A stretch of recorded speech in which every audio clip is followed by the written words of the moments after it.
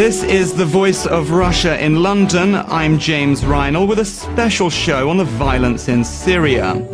If you listen to the United Nations and Arab League envoy to Syria, Kofi Annan, then a deal has been struck to end the bloodshed there. Annan says that Damascus has pledged to withdraw all its units from towns by April the 10th to pave the way for a ceasefire deal with rebels 2 days later. But not everyone is convinced that President Bashar al Assad will keep to his word. Western diplomats express skepticism about Damascus's intent to halt its year-long assault on opponents. Activists say the government has killed more than 10,000 civilians in a brutal crackdown. Damascus says it is fighting a rebel insurgency. Russia, a long-term ally of Assad, has obstructed Western and Arab pressure through the UN Security Council. On Monday, the Russian Foreign Minister Sergei Lavrov warned against ultimatums and artificial deadlines. So, are we likely to see the end of the Syrian conflict within 7 days? After so much death and destruction, could a deal really be forged between the opposition and the government? And does the split between Russia and the West on Syria mean no international pressure can be brought to bear on Damascus? To discuss these big questions, we're hosting a debate in our London studios. I'm joined by Abdul Wahad Omar, a Syrian opposition activist, Sabah Al-Mukhtar, an Arab affairs analyst, Mohamed Entabli, an independent Middle East analyst, and Evgeny Satanovsky, president of the Institute of the Middle East. Okay, to start the ball rolling, I'd like to get a single-sentence answer from each of you to the following question. Will Assad stick to the Annan deal and withdraw his forces? Maybe you, Abdul Wahad Omar, first of all.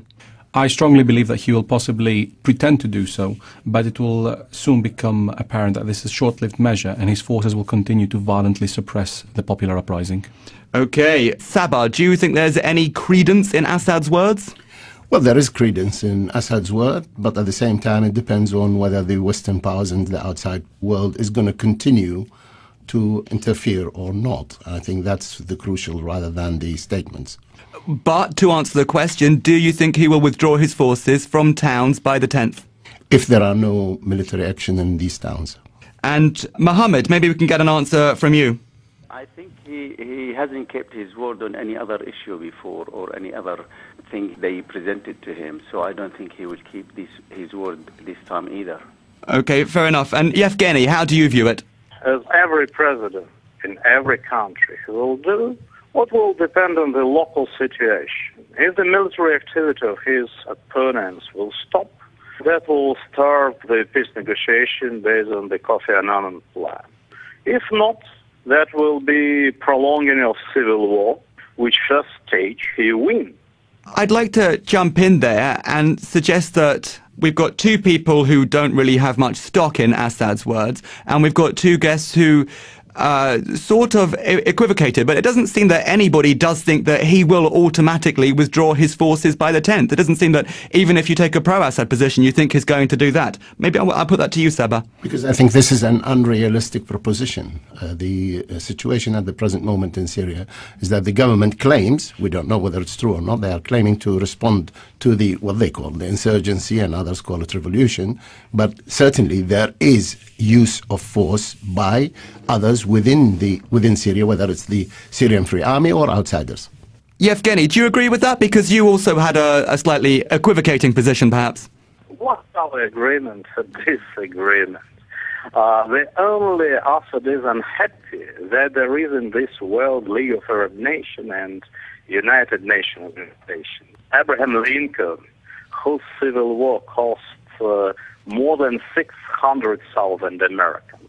Algerian military junta with 200,000 people who were killed during civil war in Algeria put another standard situation on the political table.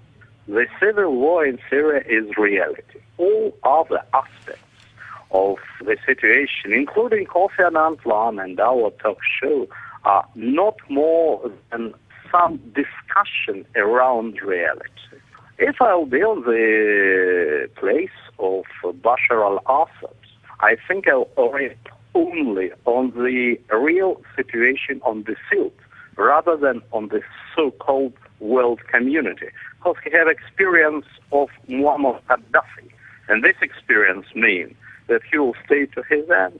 Abdul Wahad Omar, you said that Assad will probably only pretend to keep to his word. Your skepticism can be possibly echoed by Susan Rice, Washington's ambassador to the UN. She said, "We have seen promises made and promises broken. We have seen commitments to end the violence followed by massive intensification of violence. The proof is in the actions, not the words." Do you have a similar position? You're unlikely to be convinced?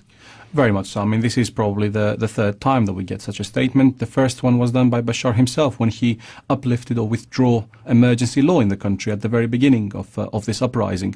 We, in theory, in Syria now is a country where you should not be able to arbitrarily detain people or arrest them or even shoot at civilians, and this is still ongoing.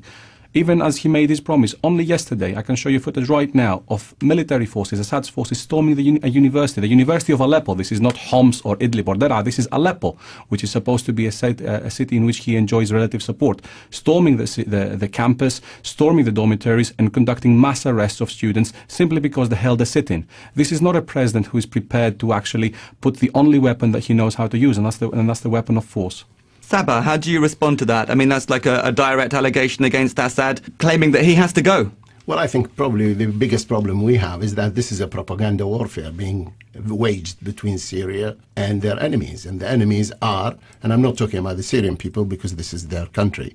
They are entitled to remove the regime, but I'm talking about those people who are now on higher moral grounds like Cameron, like Sarkozy, like the Americans, who care absolutely nothing about human rights anywhere, and suddenly they have become all hot under the collar for human rights of the Syrians, when in fact all of them at all of the times have made promises and they broke their promises, and they have abused everything from Afghanistan to Iraq to nuclear to the weapons of mass destruction of our Tony Blair here in this country.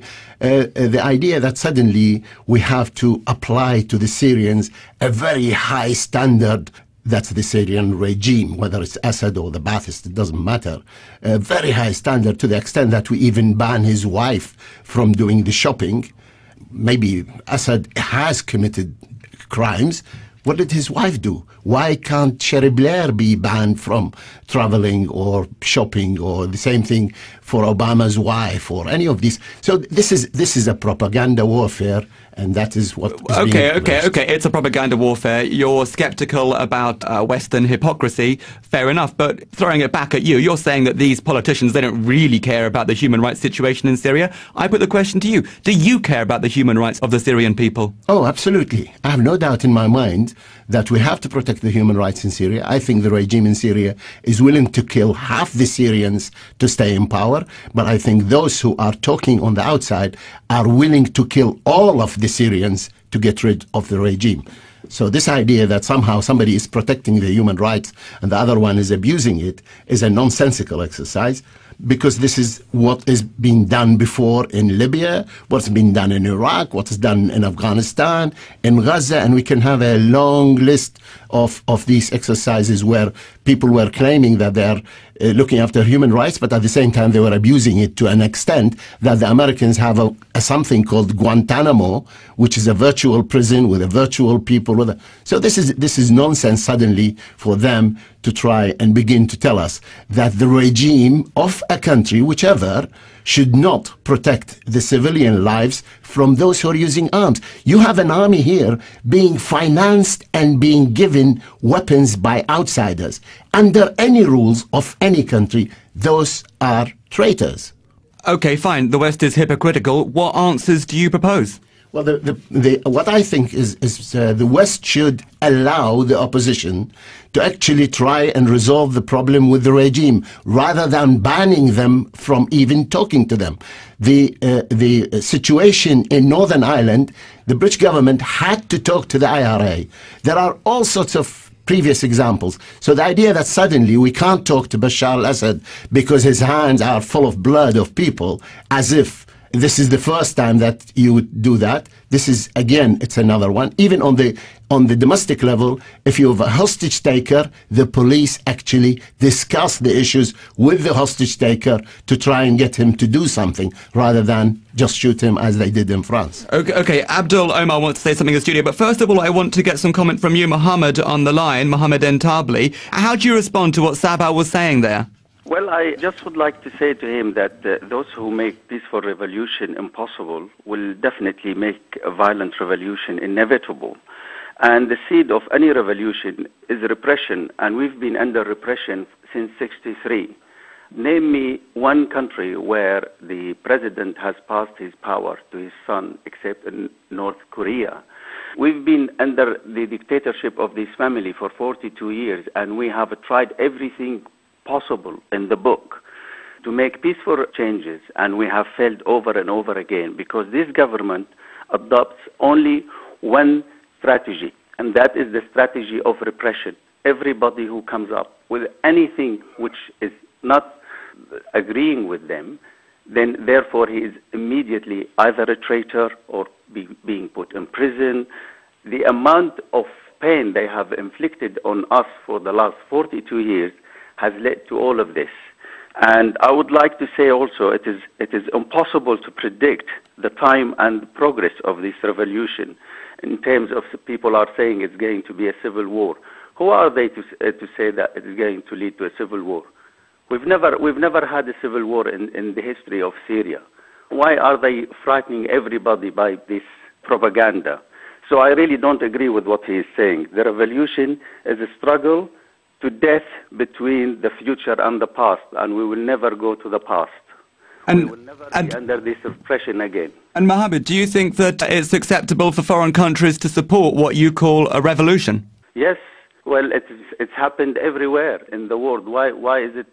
They did it in Tunisia. They did it in Libya. They did it in Egypt. I'm not saying to take the same example and the same way they have interfered, but why is it wrong to support our claim for this revolution? Okay, and I'll let Abdul Wahad Omar come in, because I know you wanted to say something too. Yes, I'm going to try to bring these two comments together. So the Syrian people are not right now trying to bring in the outside world because that's the plan. We would have loved this to have been an issue that we can resolve within our own borders. But Bashar al Assad and his government, who Mr. Al-Mukhtar here is supposed that we go into dialogue, does not even recognize as an opposition. Al-Ja'fari yesterday was saying these are terrorists. So how does he expect us to enter into a dialogue when before we even enter he calls us terrorists, including us, normal Syrians? We're not Americans, we're not British, we are Syrians. And we would have loved this issue to have been solved within our neighborhood. We would have loved Iraq, we would have loved Turkey, we would have loved our neighbors or the Arab League in general to have helped us to resolve this, but they have failed. The fact that this has become an international problem now is because Assad wanted it to become an international problem. You're listening to The Voice of Russia in London. I'm James Reinl, and we're discussing the ongoing violence in Syria. I'm joined by Abdul Wahad Omar, a Syrian opposition activist, Sabah Al-Mukhtar, the Arab affairs analyst, Mohamed Entabli, an independent Middle East expert, and Evgeny Satanovsky, president of the Institute of the Middle East. Okay, maybe I'd like to get Evgeny back in there. Maybe we could just pick up on what Abdul Wahad Omar was just saying. We really have a big problem for the international community and the Syrian situation. This is the problem of export of the Islamic revolution organized by Qatar and Saudi Arabia. This is a problem of double standards based on which the Sunni Wahhabite-style regimes can occupy Bahrain or kill Shias in the eastern province of Saudi Arabia, or be sponsors of Al-Qaeda, or provoking revolutions or some military putches in the whole Arab world organizing the new caliphate, which will really dramatically and terribly change the Arab world. This is the problem of international community. Maybe the bigger problem is the role of Western world, which is now the dog under the command of Saudi Arabian and Qatar tails. But looking at the situation, it's quite better than we have in 56 in Sinai campaign. In United Nations is the same. China and Russia against United States, Great Britain and France. But there is no Mao Zedong with millions of volunteers, and there is no Khrushchev with atomic bomb. So, if anybody can win the civil war in Syria and be the new president or something like that, why not? Welcome. If not, Assad is a president, and he tries to stop this civil war by the methods which every president can. So, Evgeny, what's your point? I mean, I understand your point broadly about international affairs, but when it comes to, within Syria, are you just saying that, well, there's a civil war and the two sides have to slug it out? Doesn't matter how many people die, but eventually one side's going to win? Is that it? Is that the way you look at it? This is civil war just now. On one side, this is government and the elite part of the army. On another side, we have no side. Different groups, different leaders, different ambitions on different countries, plus Turkey, Qatar, Saudi Arabia, and the Western Bloc, and Al-Qaeda, which is their ally in this civil war, not more. Just so I could get a bit of a clearer understanding, it's almost like you advocate for nothing. I don't understand what your point is. No, well, that's what we do have. Kofi Annan tried doing something. Will it be possible or not? I'm absolutely not sure, because if the fight against Assad, if al-Zarqawi and his Al-Qaeda, will they respect Kofi Annan's plan? I'm not sure. Sabah, maybe you want to comment. I would like to make 3 quick points. Point number 1, I think it would be a misnomer and it's a wrong analysis to try and say the Arab Spring, the revolution in all these countries are Islamist or whatever other colors. Even the idea that although Saudi Arabia and Qatar, suddenly they have decided now to breach the charter of the Arab League, breach the Arab Defense Treaty, which they are signatories to it, by actually paying money and sending arms or calling for it in a revolution in another country. Despite that, I think it's a misnomer to try and label any of these in this way. The second thing is that I think in Syria, actually, at the present moment, we have a real civil war. There are every day something like 100 people dying, and I think this is the state of a civil war. 3, in terms of discussing with the regime, maybe the regime doesn't want to discuss with the opposition.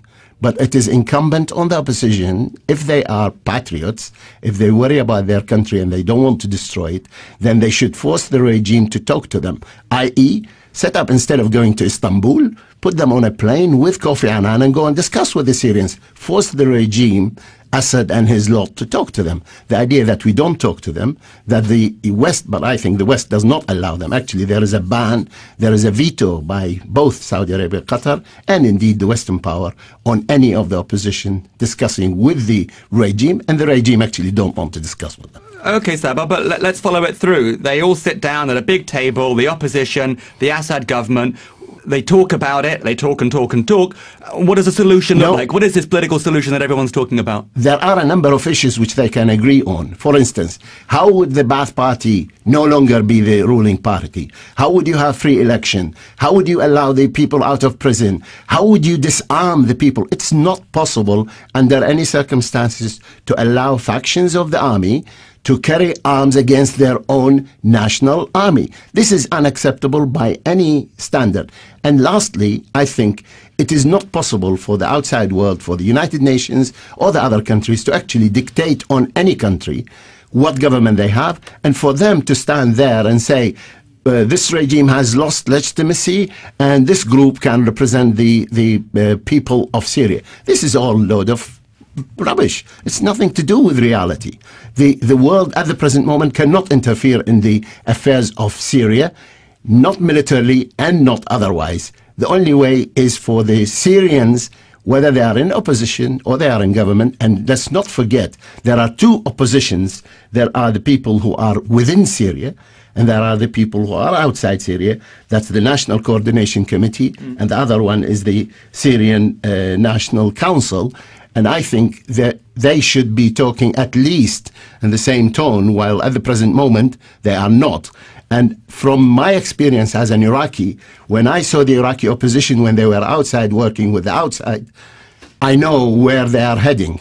Those people, I know many of the people in Syria, both on the two sides. And what's that conversation going to be, though? I mean, it's going to be opposition groups saying, Assad, you must step down and relinquish power, and Assad's going to be saying, no, I'm not going to. I mean, it's a clear deadlock, isn't it? No, it isn't. You are making a presumption here. It's not the idea that you step aside and I sit in your place. They're going to work out how would you have the proper election, because at the present moment they've changed the laws and then nobody wants to take the part in the election. The opposition is saying, oh, this is all a gimmick, it's not true. The government is pretending it is a real election when they have a civil war on their hand. But I think the negotiations, if there is, one of the things is to stop, for instance, the fighting between the two armies. That is the army which has broke off from the main army. The stopping the financing and for the armament. Getting all the prisoners out of prison. Removing all the army units as Kofi Annan has called for. But it can only be pulled out if the areas where they should be pulling out, there will be no use of force against either civilians or the government agency. So this is what the discussion would be about. And in a one-word answer, does that mean that Assad remains president? He is at the present moment, there is a de facto situation. He is in power, the Ba'ath Party is in power, all the thugs within the regime are still in power. The idea that somehow we dismiss them because Mrs. Clinton doesn't like them or Sarkozy and they don't exist, and we have leaders of the opposition making pronouncement, this is not realpolitik. This is, everybody is playing gimmick for the Western powers to keep on talking about the exercise, because actually they do not. The West now, economically, militarily, cannot repeat the performance of Libya or Iraq or Afghanistan. You're listening to The Voice of Russia in London. I'm James Reinl, and we're discussing the ongoing violence in Syria and a possible deal in the making. I'm joined by Abdul Wahad Omar, a Syrian opposition activist, Sabah Al-Mukhtar, the Arab affairs analyst, Mohamed Entabli, an independent Middle East expert, and on the line from Russia by Evgeny Satanovsky, president of the Institute of the Middle East. Perhaps I'll turn to you in the studio, Abdul. We were just hearing from Sabah. He was talking realpolitik. He was talking about what a solution might look like. It was presenting a fairly credible suggestion of what this dialogue might resemble. How do you respond to that? I think we have too many political analysts that tend to sometimes suffer from short-term memory loss. This uprising has not just started. This uprising has been happening for over a year now. At the very beginning of this uprising, what we had was peaceful demonstrations. We had a regime that did not tolerate a few school children spraying some graffiti on the walls, and they were arrested and had their nails pulled out. We had a one-way slaughter, and the whole world recognized that. People of Syria sought help, asked the international community for outside assistance.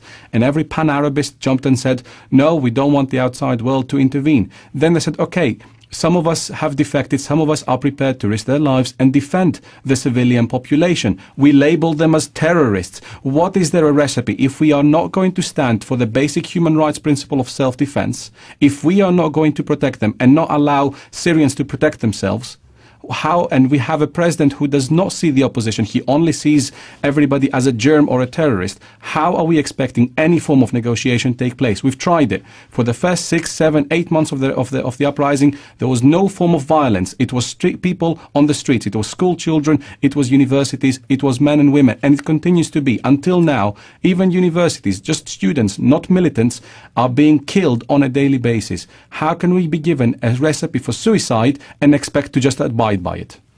And Mohamed, I want to throw that one over to you. We've got two very different opinions. We've got Abdul Wahad Omar saying there really can't be any negotiated solution, and Sabah Al-Mukhtar proposing a way forward in that direction. But what do you think?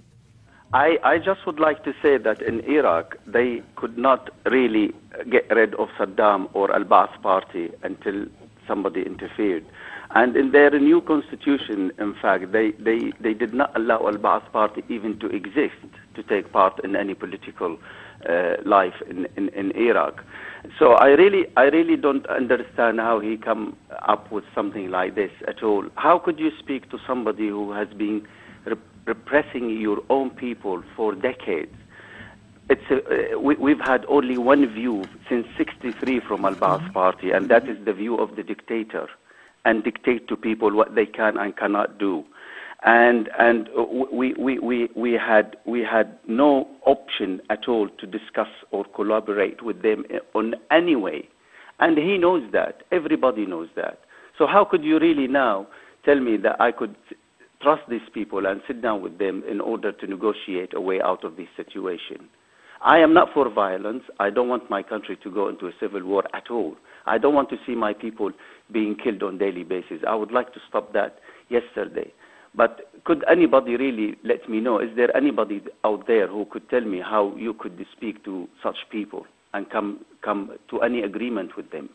I really find that this is an absurd, really, suggestion.